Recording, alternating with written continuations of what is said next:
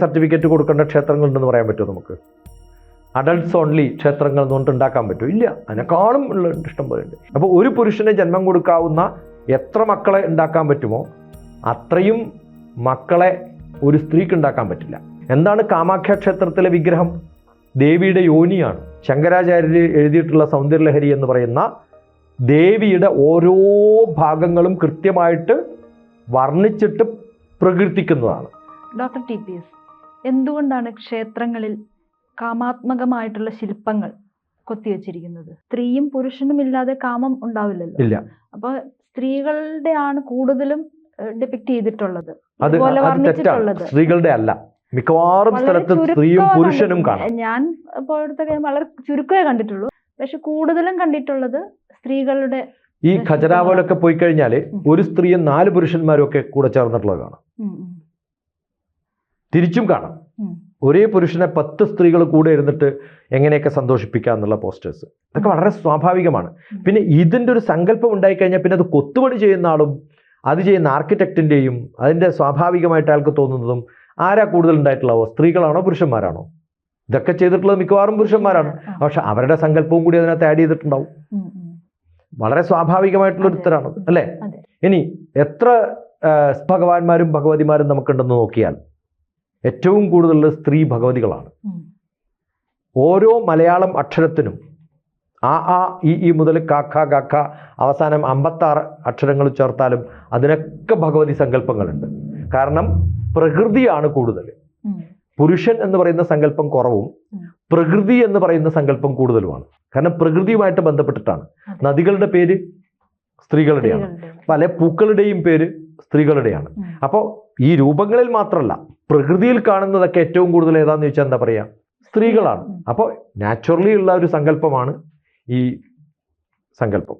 അപ്പോൾ ഒരു പുരുഷന് ജന്മം കൊടുക്കാവുന്ന എത്ര മക്കളെ ഉണ്ടാക്കാൻ പറ്റുമോ അത്രയും മക്കളെ ഒരു സ്ത്രീക്ക് ഉണ്ടാക്കാൻ പറ്റില്ല. കാരണം സ്ത്രീ ഗർഭപാത്രത്തിൽ എത്തിയിട്ട് എന്തായാലും 1 വർഷമെങ്കിലും ഒരു 10 മാസമെങ്കിലും ഒരു ഗ്യാപ്പ് ഉണ്ടാവില്ലേ? ആ സമയത്ത് ഒരു പുരുഷന് എത്ര സ്ത്രീകളെ പിന്നെ അമ്മയാക്കാൻ പറ്റുമെന്ന് ചോദിച്ചാൽ കുറേ പേര് പറ്റും. ഈ ഒരു റേഷ്യോ നോക്കുമ്പോഴും ആരാണ് കൂടുതൽ നമ്മൾ ഡിപ്പിക്റ്റ് ചെയ്യേണ്ടത്? സ്ത്രീകളെയാണ്. അപ്പോൾ അമ്മയാണ്, എനർജിയാണ്, ശക്തിയാണ്, സ്ത്രീയാണ്, ദേവിയാണ് നമ്മുടെ ഊർജ സങ്കല്പങ്ങളിലും പ്രകൃതി സങ്കല്പങ്ങളിലും ഏറ്റവും കൂടുതലുള്ളത്. ഇത് കാണിച്ചിട്ടുള്ളത് ഇതൊക്കെ ലോകത്തിൻ്റെ ഭാഗമാണെന്ന് നമ്മൾ അറിയുകയും ഈ ചിന്തകളെയും കാമത്തെയൊക്കെ കടന്ന് എത്തുമ്പോഴാണ്, ധാർമ്മികമായിട്ടുള്ളൊരു ബോധത്തോടു കൂടി ഇതൊക്കെ കാണാൻ സാധിക്കുമ്പോഴാണ് കാമം, അർത്ഥം, ധർമ്മം കഴിഞ്ഞിട്ട് ഞാൻ എവിടെ എത്താൻ പറ്റുക? മോക്ഷം. ആ മോക്ഷത്തിലെത്തുമ്പോഴാണ് നമുക്ക് ഭഗവാനെ കാണാൻ സാധിക്കുക. ഇതിൽ നല്ല രസകരമായ കുറേ സംഭവമുണ്ട്. ഇപ്പോൾ കാമാഖ്യ ക്ഷേത്രത്തിന് തൊട്ടടുത്തുള്ള ഒരു ഉമാ മഹേശ്വര ക്ഷേത്രമുണ്ട്. ആ ഉമാ മഹേശ്വരൻ എന്ന് പറയുന്നത് ഈ ശിവൻ തപസ്സിരിക്കുന്ന സമയത്ത് പാർവതി ഉമ ഈ ശിവനെ കാക്ഷിക്കാൻ വേണ്ടിയിട്ട് പിന്നെ തപസ് ചെയ്യുകയും എന്നിട്ട് ഒരു മാറ്റവും ഇല്ലാത്തപ്പോൾ കാമദേവനെ അയച്ചിട്ട് കാമദേവൻ ശിവൻ്റെ അടുത്ത് വരുന്ന സമയത്ത് കാമദേവനെ ശിവൻ കൊല്ലുകയും ആ കൊന്നു കഴിഞ്ഞ സമയത്ത് കാമദേവൻ്റെ ഭാര്യ വന്നിട്ട് എൻ്റെ ഭർത്താവിനെ എങ്ങനെയെങ്കിലും പുനർജീവിപ്പിക്കണേ എന്ന് പറഞ്ഞിട്ടുള്ള കഥ. ഈ കഥയൊക്കെ കേൾക്കുന്ന സമയത്ത് നമുക്ക് മനസ്സിലാക്കേണ്ടത് ഭഗവാന്മാർക്ക് പോലും കാമവും ആ കാമം ഇല്ലാത്തൊരവസ്ഥയിൽ ശിവനെ കാമം ഉണ്ടാക്കാൻ വേണ്ടിയിട്ട് കാമദേവനെ അയച്ചിട്ട് ആലോചിച്ച് നോക്കുക എന്തൊക്കെ കഥകളാണെന്ന്. അപ്പോൾ ഇതൊക്കെ ജീവിതത്തിൻ്റെ ഭാഗമാണ്. അതൊന്നും ഇല്ലാത്തൊരവസ്ഥയിൽ സമാധിയിലെത്തിയിട്ടുള്ള ശിവനാണ് സമാധിയുടെ ഭഗവാൻ. ആ ഭഗവാനെ ഉണർത്താൻ വേണ്ടി കാമദേവന് സാധിച്ചു എന്നാണ്. അങ്ങനെ കഴിഞ്ഞ സമയത്ത് പിന്നെ വന്നിട്ടുള്ള പാർവതിയും പണ്ട് ജന്മത്തിൽ ഉണ്ടായിരുന്ന ഉമയും ഒന്നാണെന്ന് മനസ്സിലാക്കുകയും അവർ വിവാഹം നടത്തി എന്നുള്ള സ്ഥലവും ഗോഹട്ടിയിലുള്ള ക്ഷേത്രമാണ്. അപ്പം ഈ കഥകളൊക്കെ പറയുന്ന സമയത്ത് അതിന് ഒരു ബയോളജിക്കലായിട്ടുള്ള അല്ലെങ്കിൽ ഒരു ചിത്രകാരന് തോന്നുന്ന അല്ലെങ്കിൽ ഒരു സ്കൾപ്ചറിന് തോന്നുന്ന ഏറ്റവും നല്ല ശില്പങ്ങൾ എന്തായിരിക്കും? ഇതൊക്കെ ആയിട്ട് ബന്ധപ്പെട്ടുള്ളതാവും അല്ലേ? ഇതുപോലെ ഇറോട്ടിക് ആയിട്ടുള്ളതാണ്. എന്താണ് കാമാഖ്യ ക്ഷേത്രത്തിലെ വിഗ്രഹം? ദേവിയുടെ യോനിയാണ്. ഓരോ സ്ഥലത്തും വ്യത്യസ്തമാണ്. ഓരോ സ്ഥലത്തും ദേവീ സങ്കല്പങ്ങളിൽ അവരുടെ വ്യത്യസ്തമായ ഭാവങ്ങളും രൂപങ്ങളും സ്പെയർ പാർട്ടുകളെന്ന് വേണമെങ്കിൽ പറയാം. എന്താണ് സൗന്ദര്യലഹരി? ശങ്കരാചാര്യർ എഴുതിയിട്ടുള്ള സൗന്ദര്യലഹരി എന്ന് പറയുന്ന ദേവിയുടെ ഓരോ ഭാഗങ്ങളും കൃത്യമായിട്ട് വർണ്ണിച്ചിട്ട് പ്രകീർത്തിക്കുന്നതാണ്. അതിൽ വിട്ടിട്ടുള്ള ഒരു ഭാഗവുമില്ല. ദേവിയുടെ ഓരോ ഭാഗങ്ങളുടെയും ഭംഗി പൂർണ്ണമായിട്ടും വർണ്ണിച്ചിരിക്കുകയാണ്. ഇത് ദേവിയുടെ, അത് വായിക്കുന്ന സമയത്ത് അത് ഇറോട്ടിക്കാണെന്ന് തോന്നാം, കാമസങ്കല്പമുള്ളതാണെന്ന് തോന്നാം, സെക്ഷൽ ആണെന്നും തോന്നാം. അതേ സമയത്ത് അഡോർഷൻ എന്നുള്ള, ഒരു അമ്മയുടെ മുലപ്പാൽ കുടിക്കുന്ന കുട്ടിക്ക് ഏത് സങ്കല്പത്തിലാണ് മുലപ്പാൽ കുടിക്കുക? അതേ സമയത്ത് പ്രായം കൂടുന്ന സമയത്ത് അവർക്കുണ്ടാവുന്ന ചിന്തകൾ വ്യത്യസ്തം ഉണ്ടാവും. അപ്പം നമ്മളൊരു ദേവന്റെ അടുത്തും ദേവിയുടെ അടുത്തും പോകുമ്പോൾ ഏത് ലെവലിലാണ് നമ്മൾ പോകേണ്ടത്? ചെറിയൊരു കുട്ടിയുടെ ലെവലിൽ പോകണം.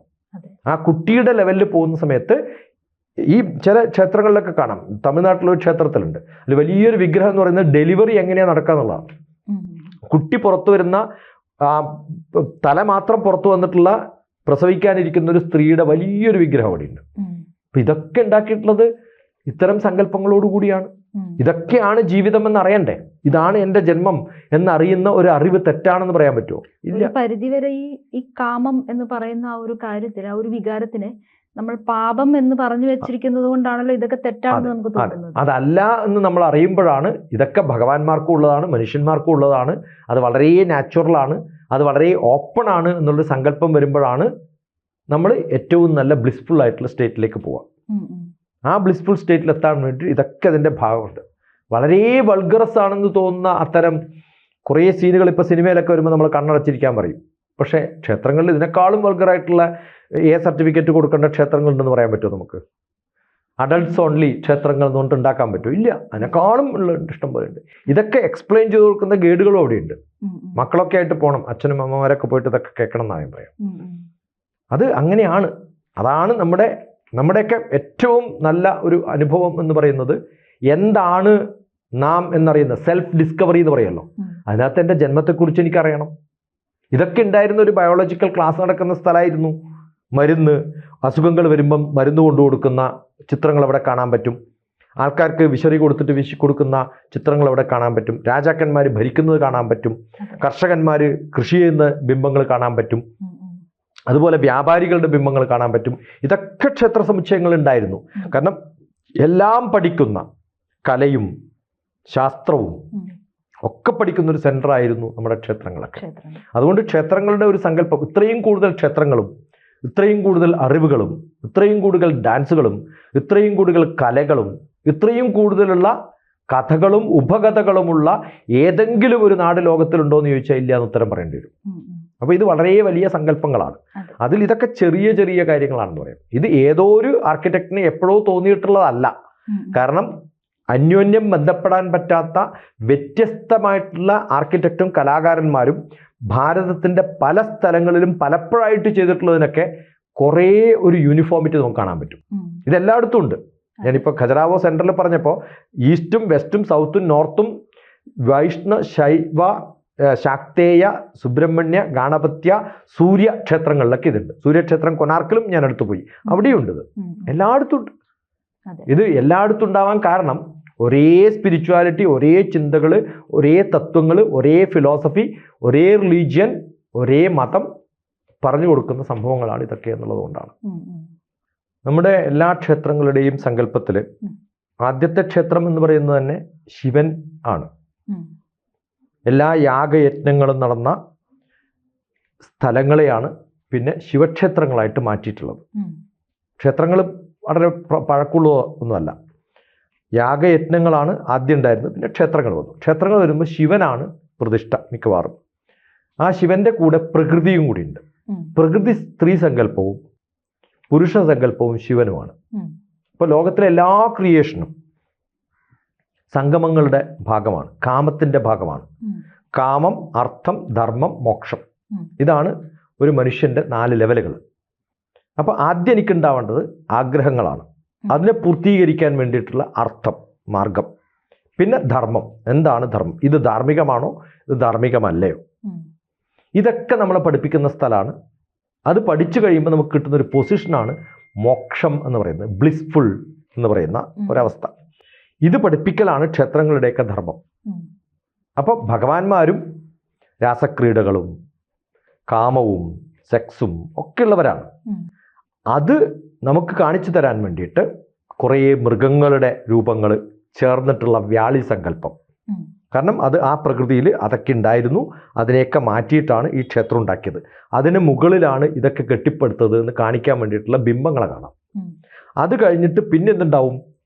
ഏറ്റവും കൂടുതൽ സെക്ഷൽ പോസ്റ്റേഴ്സ് ഏത് പൊസിഷനിൽ നിങ്ങൾക്ക് എന്തൊക്കെ തരത്തിൽ സാധിക്കും അതൊക്കെ ഡെപ്പിക്റ്റ് ചെയ്തിട്ടുള്ള ഏത് നർത്തകിയുടെയും ഏത് തരത്തിലുള്ള നൃത്തം നടത്തുമ്പോഴും അതിനടുത്തൊരു പുരുഷൻ എങ്ങനെ കാമിക്കാൻ സാധിക്കും എന്നുള്ളതൊക്കെ കാണിച്ചിട്ടുള്ള കുറേ സ്കൾപ്ചേഴ്സ് ഉള്ള ഒരു ക്ഷേത്രമാണ് ഭാരതത്തിൽ ഏറ്റവും കൂടുതൽ വിദേശികൾ വിസിറ്റ് ചെയ്യുന്ന സ്ഥലം. അത് ഖജരാവോ ആണ്. അത് ഭാരതത്തിൻ്റെ സെൻട്രലാണ്. ആ ഖജരാവോയിൽ ഓരോ രാജാക്കന്മാരും ട്രഡീഷനായിട്ട് ഒരു രാജാവ് തുടങ്ങി അയാളുടെ മകൻ, അത് കഴിഞ്ഞ് അയാളുടെ മകൻ, അത് കഴിഞ്ഞ് അയാളുടെ മകൻ, 6 ജനറേഷനോളം 9-ാം നൂറ്റാണ്ട് മുതൽ 11-ാം നൂറ്റാണ്ട് വരെ 6 വ്യത്യസ്ത തരത്തിൽ ഏറ്റവും പെർഫെക്ഷനോടുകൂടി ഇത് കൊത്തുവെച്ചിട്ടുള്ള കൊത്തുപണികൾ മാത്രം. ഏത് ഡാൻസർക്കും ഒരു പടം എടുത്തിട്ട് അവിടെ പോയി നോക്കിയാൽ അതവിടെ കാണാൻ പറ്റും. അങ്ങനെയുള്ളൊരു സ്ഥലമാണ് ഖജരാവോ. അത് കംപ്ലീറ്റ് സെക്ഷൽ പോസ്റ്റേഴ്സാണ് മിക്കവാറും. ഇത് എന്തിനാണ് അവിടെ കൊത്തിവെച്ചതെന്ന് ചോദിച്ചാൽ അത് മനുഷ്യനുമായിട്ട് വളരെ അടുപ്പമുള്ള ഒരു സാധാരണ വികാരമാണ്. അതിനെയൊക്കെ കടന്നിട്ട് വേണം എവിടെ പോകാൻ? ഭഗവാന്റെ അടുത്തേക്ക് പോകാൻ. അത് അകത്തല്ല വെച്ചിരിക്കുന്നത്, കൊത്തിവെച്ചിട്ടുള്ള എവിടെയാ? പുറത്താണ്. ആ സങ്കല്പങ്ങളൊക്കെ ഉണ്ടാവുമ്പോഴും എൻ്റെ ശ്രദ്ധ എന്തിലാവണം? അവിടെ അച്ഛനും മക്കളും ചെറിയ കുട്ടികളും അവരുടെ പിതാക്കന്മാരും മുത്തശ്ശന്മാരും ചെറിയ കുട്ടികളും ഒക്കെ പോയിട്ടുള്ളൊരു സ്ഥലത്ത് കടന്നിട്ടാണ് നമ്മളിവിടെ പോകുന്നത്. ഇതൊക്കെ കണ്ടുകൊണ്ടാണ് പോകുന്നത്. ഖജരാവോ എന്ന് പറയുന്നത് ഭാരതത്തിൻ്റെ ഏറ്റവും നല്ല സെൻറ്റർ ഓഫ് സെൻറ്റർ എന്നാണ് പറയുക. അതിൻ്റെ പഴയ പേര് വാത്സ്യപുരം എന്നാണ്. വാത്സ്യായന മഹർഷി ഉണ്ടായിരുന്ന ആള്. വാത്സ്യായൻ കാമസൂത്രം എഴുതിയ ആളാണ്. അപ്പോൾ ആ സങ്കല്പത്തിൽ അവിടെ വാത്സ്യായൻ ഉണ്ടായത് കൊണ്ടാണോ അങ്ങനെ എഴുതിയത്, ആ പേര് വന്നത്, അല്ല ഇതൊക്കെ ഉള്ളത് കൊണ്ട് അവിടെയുള്ള ഒരാൾക്ക് ആ പേര് വന്നതാണോ എന്നറിയില്ല. അതാണ് ഭാരതത്തിൻ്റെ സെൻറ്റർ. ലങ്ക, വാത്സ്യപുരം. ലങ്ക പണ്ട് ഭാരതത്തിൻ്റെ ഭാഗമായിരുന്നു. ലങ്കയിൽ ഒരു കുറ്റിനാട്ട, വാത്സ്യപുരം എന്ന് പറയുന്ന ഖജരാവോയിൽ ഒരു കുറ്റിനാട്ട, രണ്ടും കൂടി ഒരു സുര എന്ന് പറഞ്ഞ ത്രെഡ് എന്നർത്ഥം. ത്രെഡ് കെട്ടിയാൽ കൈലാസവുമായിട്ട് സങ്കല്പിച്ചാൽ ഒറ്റ ലൈനിൽ വരുന്ന ഭാരതത്തിൻ്റെ സെൻറ്റർ എന്നല്ല, ലോകത്തിൻ്റെ ഭൂമിയുടെ സെൻറ്ററായിട്ട് കണ്ടിരുന്നൊരു സ്ഥലമാണത്. ലങ്കാ വാത്സ്യപുരാവന്തി സ്ഥനേശ്വര സുരാലയാൻ ദേശാന്തര വിദായനി എന്നാണ്. ഈസ്റ്റും വെസ്റ്റും അങ്ങനെയാണ് പറഞ്ഞിരുന്നത്. അപ്പോൾ അതിന് വെസ്റ്റ് ഉള്ളതൊക്കെ വെസ്റ്റും ഇതിന് ഈസ്റ്റ് ഉള്ളതൊക്കെ ഈസ്റ്റും, അങ്ങനെ ലോകത്തെ തരംതിരിച്ചിട്ടുള്ള സെൻറ്ററാണ്.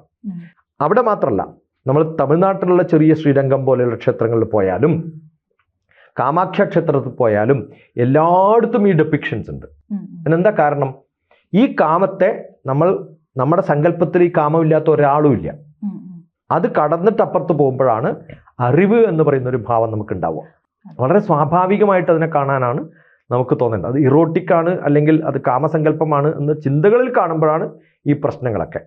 കണ്ണിനല്ല കുഴപ്പം, ആ കണ്ണ് കാണുന്ന ഉള്ളിലിരിക്കുന്ന മനസ്സിനാണ് കുഴപ്പമുണ്ടാവുന്നതെന്നാണ്. അതെല്ലാം ഒരു സെൽഫ് ഡിസ്കവറിയുടെ ഭാഗമായിട്ടാണ് ചെയ്തത്. അത്രേ കാണാൻ പറ്റും. നന്ദി സർ. ജ്യോതിഷമോ വാസ്തുവോ പൂജയോ നിങ്ങൾക്ക് ആവശ്യമുണ്ടോ? താഴെ കാണുന്ന നമ്പറിൽ വാട്സപ്പ് ചെയ്യൂ. നിങ്ങൾ ചെയ്യേണ്ടത് ഇത്രമാത്രം: താഴെ കാണുന്ന നമ്പർ നിങ്ങളുടെ മൊബൈലിൽ സേവ് ചെയ്യൂ. അതിനുശേഷം ഞങ്ങളുടെ നമ്പറിലേക്ക് വാട്സപ്പിലേക്ക് ഹായ് അയക്കൂ. ജ്യോതിഷ സംബന്ധമായ എല്ലാ ആവശ്യങ്ങൾക്കും ABC മലയാളം നിങ്ങളോടൊപ്പമുണ്ട്. സമ്പൂർണ്ണ ജാതകം, സാധാരണ ജാതകമല്ല, സമ്പൂർണ്ണ ജാതകം.